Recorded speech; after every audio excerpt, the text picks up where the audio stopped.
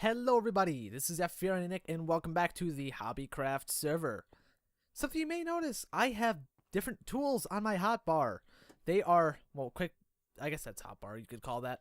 That is because there are indeed different items there. I have a better sword, a knockback 2, sharpness 5, fire aspect 2, looting 3, vault 1, long blade. Wing shot, which is a combination of an unbreaking book I got from enchanting and a gift that was put under the Christmas tree to me from Yoss. Awesome bow. The only thing that did not come with was Unbreaking 2. I added that to it. Simply that way it would last a bit longer. Some an Unbreaking Efficiency pickaxe and an Unbreaking Efficiency diamond shovel. I also have an ender chest full of tools and all of my enchantment supplies. These are all the diamonds I have left, by the way. I went on this mass enchantment spree. I have a silk touch shovel, an unbreaking axe, which that is replacing one that was efficiency and unbreaking and silk touch that died because I fell in lava and lost like 4 tools. In efficiency 4, fortune 2, unbreaking 3 axe, which is completely useless in terms of fortune, but whatever. Efficiency 4, efficiency 5, unbreaking thing, 3, that thing, pickaxe. Efficiency 4, unbreaking 3, another pickaxe, another thing, silk touch, efficiency, there we go, good lord, unbreaking.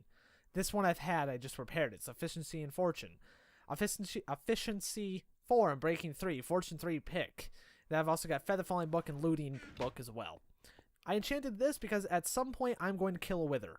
Because I need a beacon in this area in order to do the things that I want to do quickly and efficiently. I'm not going to do that this episode. I don't even have the wither skulls yet. I still need to grind those out. And that can take some time. But as you notice, there's no bones in here anymore. There's this bone meal, which I actually need to take downstairs with me.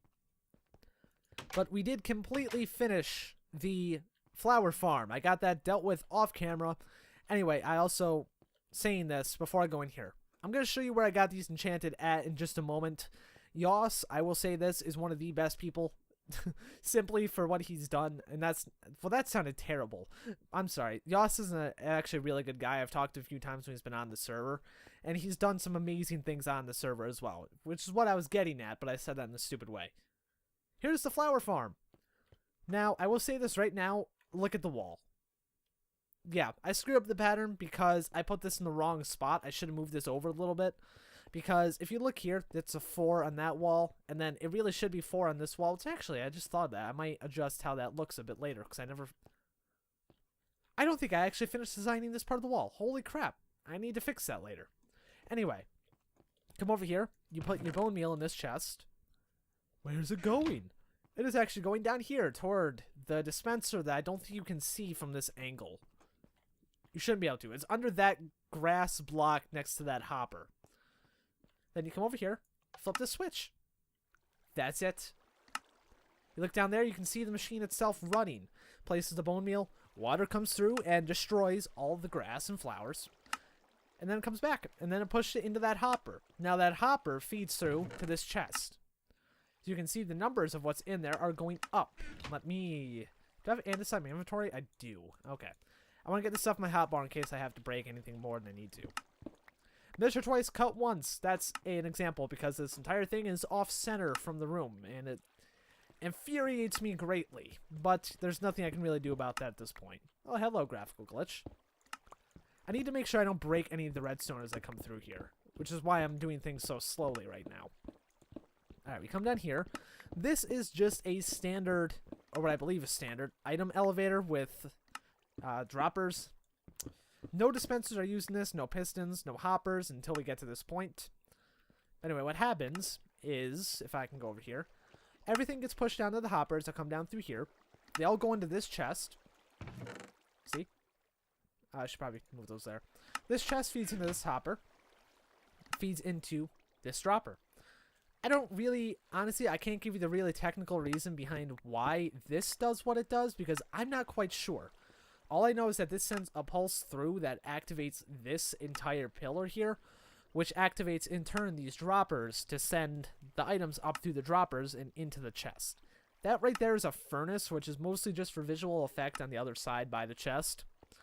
I want to look into the reasons why this works, because I don't really know. I got this idea off of a YouTube video. The name I have forgotten of the video. But it's a very useful design. The only problem is it's very hard on hoppers. It uses, not hoppers, I'm sorry, the droppers. It uses a lot of them, but droppers are only one redstone dust. Like you have a cobblestone here, here, here, here, here, here, and here, and a crafting bench, and then redstone right here. And that's a dropper. They're really cheap to make. It's kind of annoying to have to make so many of them. But yes, I have a furnace right here. That way I could keep up that design over here and wouldn't have to have an odd looking thing there. But they all come into here. I don't have a sorting system to put these into these chests, which I probably never will. So not in here. In the next vault I do, I will likely end up having that as a design. But every now and then I'm just going to come through here and clear them out and add them into those chests. The other downside to this is in order for the system to work properly, you have to turn it off when you don't see water here. So right now, because if I turn it on when there's water, I believe it just messes up the timing slightly. It shouldn't, but for every reason in my testing it has, and I want to make sure that that's how that's actually going to work, and going to work properly.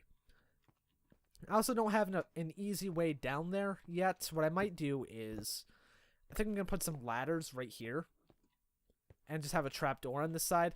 It seems like it'd be a better idea to me, but anyway, this design is exactly how it was at the end of the last video. There is absolutely nothing different about it now. I have not changed anything down here.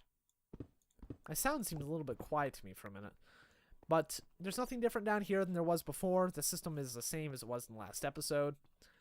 It's not terribly efficient because of two reasons. It relies on having a steady supply of bone meal.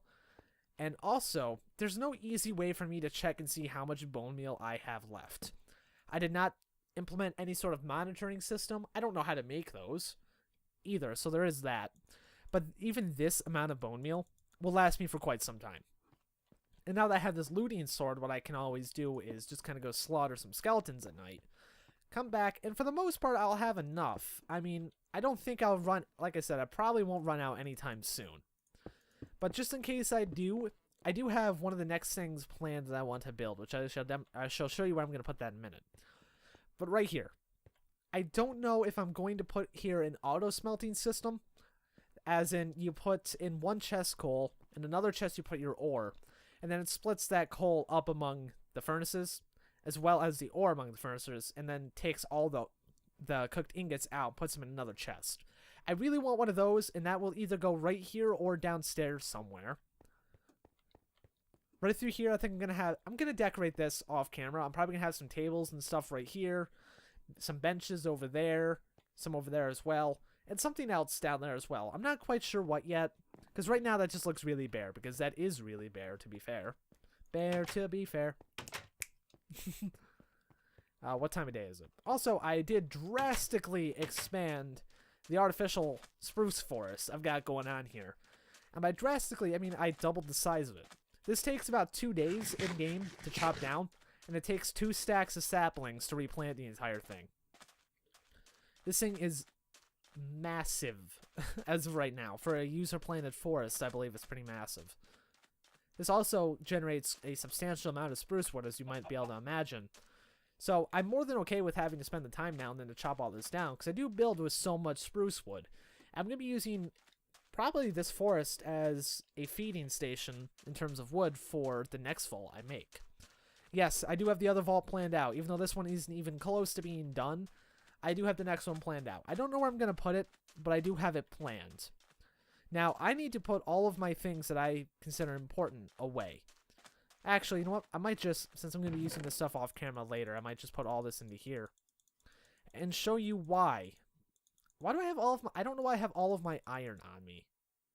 Oh, I can't put all of my things in there. That's a little annoying. Oh, well.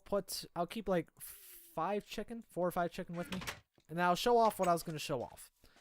If any of you follow Yas, which I'm not sure how many people here do, he has created a plethora of farms. He has made the iron farm at spawn. That is incredibly useful. I'm going to be taking well advantage of that for the next vault, because I'm not going to use all of my own iron on all of those hoppers again, because I'm going to place a flower farm in every biome that I can to get different flowers. I like flowers. I'm sorry. I love flowers, and I also really like dyes. I like working with different colors, so that's very useful. As you're all aware, he's made that iron farm. I'm going to actually check and see if I can grab some more Oh, no. Oh, wait, they put a floor there. Okay, some more chicken real quick. Wow, okay, this is still making a pretty decent amount of chicken, which is nice. Sorry for my commentary kind of muting itself there for a minute. My voice, I mean, I stopped talking, is what I'm trying to get at. But a while ago, I'm not quite sure how long ago, Professor Shroom built this. I believe it was Shroom. He built this nether portal entrance, which is amazing. This is a really well done portal. He's also making that Wongo house over there. But in through here, if we enter the nether and then take a quick right, there's a pathway down to another section of farms. But first off, actually, well, you take a right, go down this way, you get to the main farm I want to show you guys. But if I can get on top of this, you go up here. There's a farm that I am going to take, not going to really take advantage of with this current vault because I think it would create some very bad design. Hopefully these guys don't kill me. Are you guys friendly? You're friendly. Fantastic. Prismarine. You can probably tell what this is already. Yos has created a giant guardian, well, temple farm down here. And I'll be honest, I was really quite surprised and amazed when he showed me this because I've never seen one of these in person before. And the amount of work that this must have taken is ridiculous. I mean, look at this. This is massive. I mean, I'm getting 20 frames per second here. Part of that's because of all the water. But still, this thing is huge. And it looks nice, too. I mean, it's just very, very well done. I don't know how efficient the rates for it are. I'm assuming they're pretty damn efficient because, I mean, let's be honest. Making something this large would be redundant if it wasn't useful. It looks very nice from down below as well. It's a whole lot of gravel through here, which, if he doesn't mind, I might come through here and take some of this gravel at some point. Just that way I can stock up the arrow supplies in the store. Well, the kind of community takeaway, I guess. You go down here, and down here is where the collection port for all the items is. You can hear random mobs here and there as well, from other caves in the area. Down here, I believe you go to this, Prismarine. You can hear all the death. It's a glorious sound of death, of one of the most annoying things in the game, dying. However, I'm not quite sure how the Prismarine works. I don't know how to get, like, the light blocks for it. Maybe it's like this? No. Alright, well, I'm not quite sure how Prismarine works. But regardless, oh, you need the crystals for the light, don't you? Either way, this isn't really going to look that nice if I use these colors in the main vault. Because that's kind of set up to a lot of stone. Huh. Yeah, I guess I really don't know how these work. Whatever. I don't have the crafting recipe for that memorized. But the next vault is going to use those heavily. Because it's going to be more of a nature-themed vault. And the blue of the Prismarine would look really nice in that, I feel. Sorry for the appalling frame rate right now. That's simply it. My computer doesn't record Minecraft very well. I don't really know why. Minecraft doesn't record well anyway because it's coded like, you know, Minecraft to begin with runs like a bag of dicks. So it doesn't exactly run the best. When you combine that with recording software that puts a lot more of a tax on your computer to begin with, it just tends to create potato frame rate. Normally I get 120 frames when I'm not playing. I mean when I'm not recording. When I'm not playing I get infinite frame rate. But now I shall show you the second farm. Excuse me. If you're thinking of... I've mentioned experience in the levels I've put into the tools earlier. You can probably guess what it is. It is an ender farm. It is one of the most useful things in the game. I'm actually going to go to music and sounds, turn off hostile creatures entirely. That way I don't deafen everybody by using that. Well, by looking at it. The only downside to it, you have to kill yourself to get out. Well, not we. Yos kind of trapped the dragon on the other side of the area of the end. And got it frozen there. That way it's not loaded in a chunk. So as long as we don't go past a certain area, we're at no risk of the Ender Dragon. The Ender Dragon is a harmless being right now. And then we built the Ender Farm. I mean, we have it's not quite planned yet. Like, we don't have the day laid out yet or the time. But we're going to do a community slaughtering of the Ender Dragon sometime soon. What I'm thinking of doing, to be honest, to make this a bit of a quicker walk, I very well might ask Yos if he's okay with me putting down a rail cart system through here. And by system, I mean it's just a path. To make it a little bit quicker and move back and forth through here. Also, at some point, what I want to do is I really want to make an Ender house. A house in the end. I believe I can make that out of end stone and glass, but if I make it out of any solid block that's not transparent, then Enderman can spawn, and it'll take away from the spawning here, unfortunately. So I'm very well just going to end up making a transparent house. There's levels here due to the last time I killed myself, because I always end up having extra levels and just destroy myself here. But yep, come through here. These are all one punches. Punch them once, you gain a decent amount of experience from my frame rate tanks through here too. Wow, I didn't fully expect that. You do what you want to do. Grab your stuff from wherever. Enchant. Throw them in the ender chest. I'm actually going to put my chicken in there. And then you do what's wonderfully known as either jumping off into the end, or you just bludgeon yourself into the ground. And that way, whoever comes through there will get all of your items as well. Well, not your items, but they will receive your experience. That's what I've been doing. It helps gain a couple extra levels when you go back in there as well. So, it is a pretty useful thing. Now, I don't really have a whole lot planned for this episode beyond that. I mean, that's really about all the episode is going to be, I think.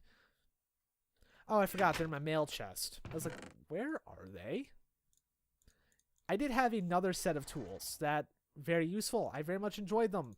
I had a sword that was about as good as this. And then I fell into lava down below in my base while trying to go get obsidian. I'm just going to take all this. While trying to get obsidian for more ender chests. Yeah, you can imagine I was fairly salty. Very, very salty about that indeed. This is annoyed my mind. I need to actually show you guys where my strip mine is, because it occurs to me I've never really shown that off. By the way, that armor is mostly just like protection and unbreaking. There's nothing particularly fancy on it. It's just going to be my wither slaying gear for when I actually do slay wither. Which, hopefully that will be in the next episode. I've never really killed a wither before, so it might go terribly. But it also occurs to me at the beginning of the video, I was going to tell you that one of my next plans. I am going to place a mob tower in this area. And have it set down where you can throw splash potions at it to kill the things that are inside of it. I'm doing that way I can get mostly just bone meal. That's meant to be a steady supply of bone meal. Quick little EXP farm for people who don't want to go to the end as well. You can get some... I don't have any food on me. Oh, well, it's not a huge deal. But yes, this is where I've been gathering obsidian from. This block, like right here, that was lava at one point. I fell in that directly. Died. Lost all of my good tools I had just spent 30 minutes or so making. I'm going to break that. And I was salty as shit. So I just went back and ground out more of them. That ender farm is going to save my wrists big time when it comes to drilling out more parts of the vault, because I still need to expand it quite substantially to put in some of the stuff for the rooms and whatnot, and I would love to get some villagers in here as well. Unfortunately, there's zombie invasions in this game. Regardless of the light level, zombies can spawn in a specific zombie invasion event and just start slaughtering villagers. So I will have to put in some iron golems in the area, just kind of around the general vicinity, in order to make it kind of foolproof, I guess. That way, some will always die in those invasions, but not a lot of them. And besides, as long as I have a way for them to breed more, it's fine. But I've also been mining out a bunch of sandstone here, because I do have an idea for a project in mind that kind of partners with the mob tower. Generally, how I've done mob towers is I have dug holes in the ground, giant holes in the ground, and had completely underground mob towers. Those normally didn't really... How did I not grab that chicken?